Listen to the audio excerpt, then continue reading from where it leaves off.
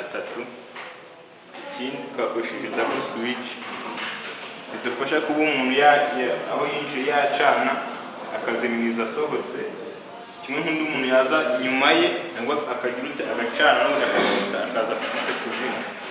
Rero iyi hari ibikoresho bimwe na bimwe twajya dukoresha, harimo switch, amasinga, amatara, socket, rezolane kugira ngo tubashe gufunika amasinga yacu adakora siliko. Twakoresheje na fizibure, pens, dukoresha na testeri, dukoresha na turnovisi.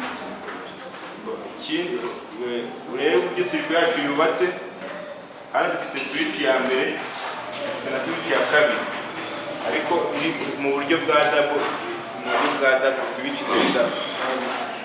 switch ya mbere twakuyemo amasinga abiri agenda direct ajya muri switch ya kangahe, muri switch ya kabiri. Twongera dufata isinga imwe ivuye muri iyi switch tuyikuramo direct kugira ngo ize tuzanira umuriro wacu uvuye hehe, uvuye muri power source, kugira ngo uze kuzana umuriro uvuye hehe muri iyi switch.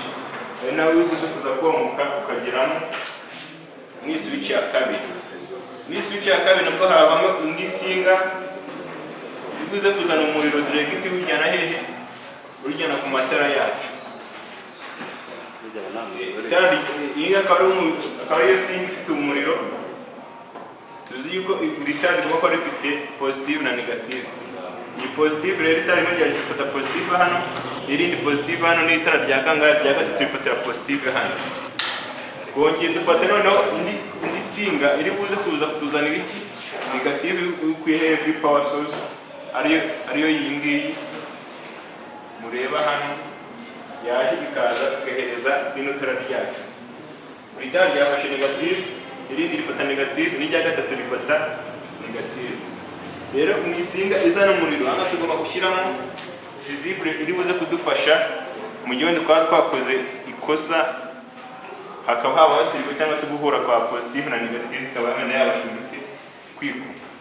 Ariyo twashyizemo isinga iri buze kuzana umuriro kugira ngo ize kuza kurute, izadufashe mu gihe habayeho siriko cyangwa se mu gihe positive na negative byagize ute byahuye.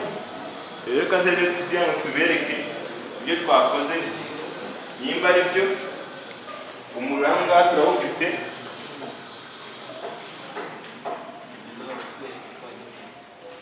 Igihe kugira ngo tuberekeye ko umuriro wacu wagezemo, aha ngaha turacana.